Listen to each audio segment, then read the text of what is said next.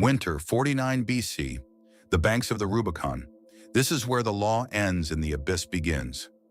Standing before Gaius Julius Caesar is not just a river, it is a border. One step forward and he is an enemy of the state, the spark of a civil war. One step back and he fades into a shadow, a politician to be devoured alive, a general whose name will be scrubbed from the rolls of triumph. Oblivion or total risk.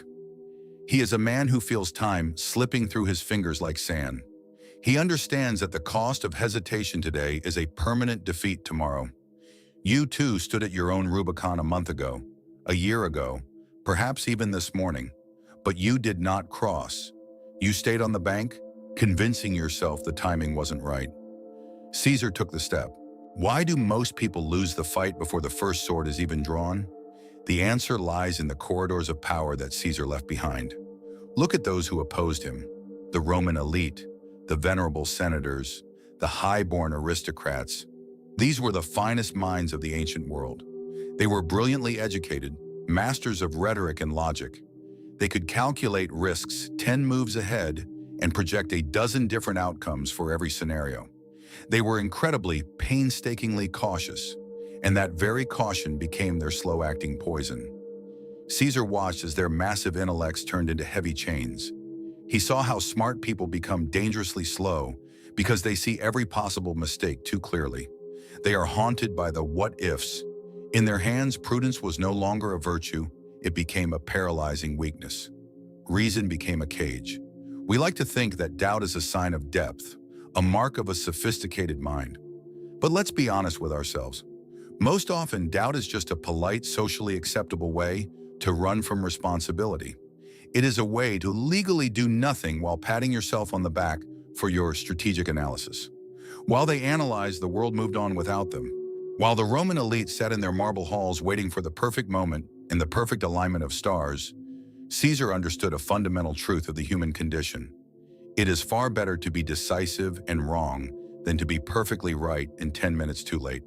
In the offices of Rome, legendary plans were born, plans that were masterpieces on paper, but would never see the light of day. While Caesar's opponents looked for the ideal solution, he looked for the solution that worked right now. This was the core difference in their mental architecture. An ideal solution is a hallucination. It is a desperate attempt to calculate and control chaos before you have even stepped into it. Caesar knew that the second the world shifts, even the most expensive, million-dollar plan turns into useless dust.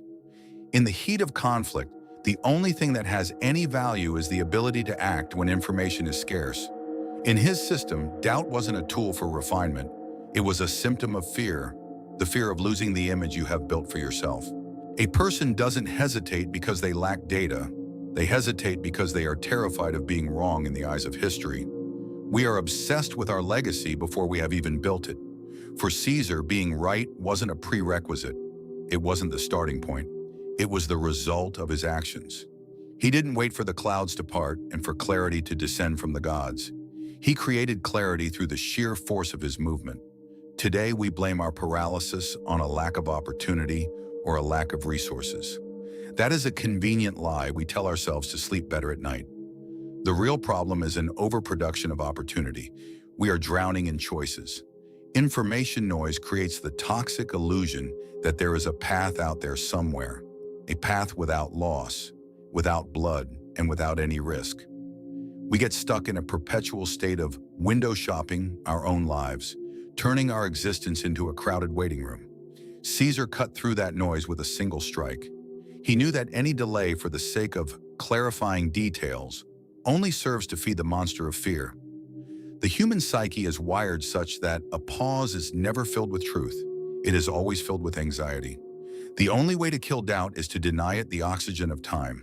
Where others saw a complex maze of 100 doors and exit ramps, Caesar saw only one, the one he was already walking through.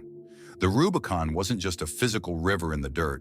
That night, it became a psychological point of no return. The famous phrase, "Elea iacta est," the die is cast, wasn't some poetic metaphor for a speechwriter. It was a cold statement of fact. The bridges are ash. The world as it was 10 minutes ago no longer exists. Most people fail in life, not because they lack talent or drive, but because they have a plan B. As long as you have an exit strategy, you will never put your full, terrifying weight behind a strike.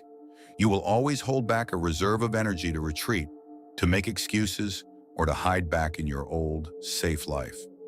Caesar operated on a different frequency.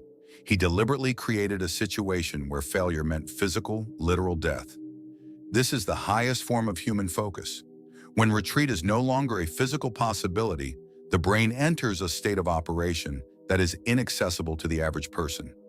Senses sharpen to a razor's edge.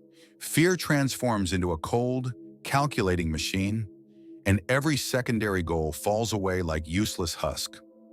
The problem isn't that your path is too hard. The problem is that the door behind you is still standing wide open. And as long as it's open, you are a prisoner of your own indecision. Creating irreversibility is the ultimate act of mercy toward yourself. It is the only way to finally end the civil war raging inside your own head. When Caesar moved his legions across that water, he didn't just declare war on the Senate, he declared peace within himself. From that moment on, the burden of choice was gone. And when there is no choice left, there is absolute, terrifying freedom of action. This is the precise point where the politician dies and the master of destiny is born. For a man in this state, the only direction left is forward, simply because backward has ceased to exist as a physical reality. When the die is cast and the bridges are smoke, a heavy silence follows. But it isn't the silence of triumph, it's the silence of a vacuum.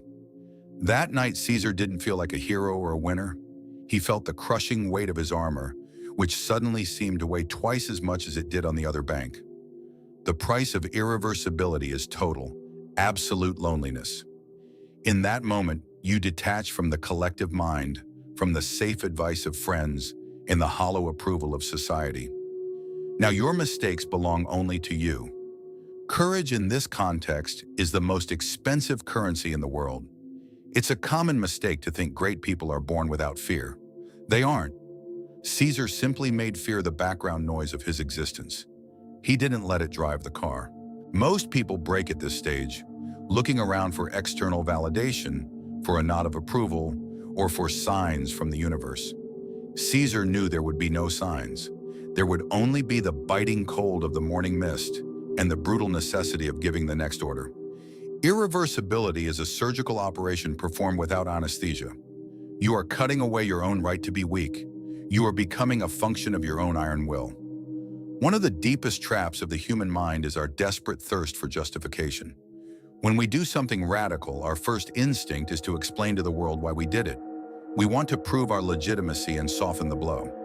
Caesar committed an act of supreme defiance, and then he went silent. He didn't seek forgiveness. He didn't send messengers with long, rambling apologies. The urge to explain yourself is a hidden form of deep insecurity. It is a plea for mercy disguised as logic. He who explains himself subconsciously acknowledges the power of the one he is explaining to. Caesar chose the strategy of the fait accompli, the accomplished fact.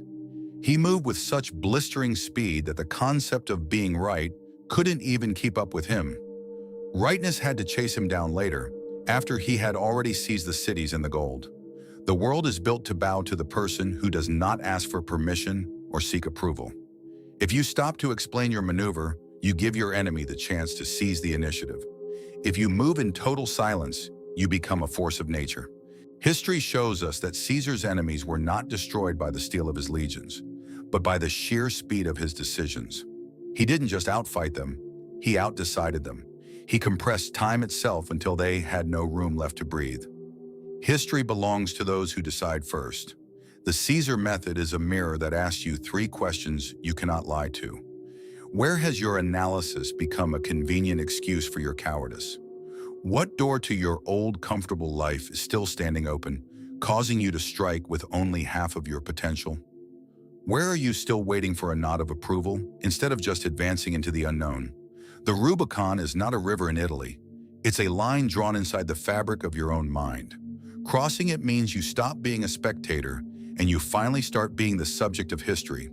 There are no guarantees on the other side. There is only risk, cold, and loneliness. But that's where real life begins. History doesn't remember those who were right but didn't dare.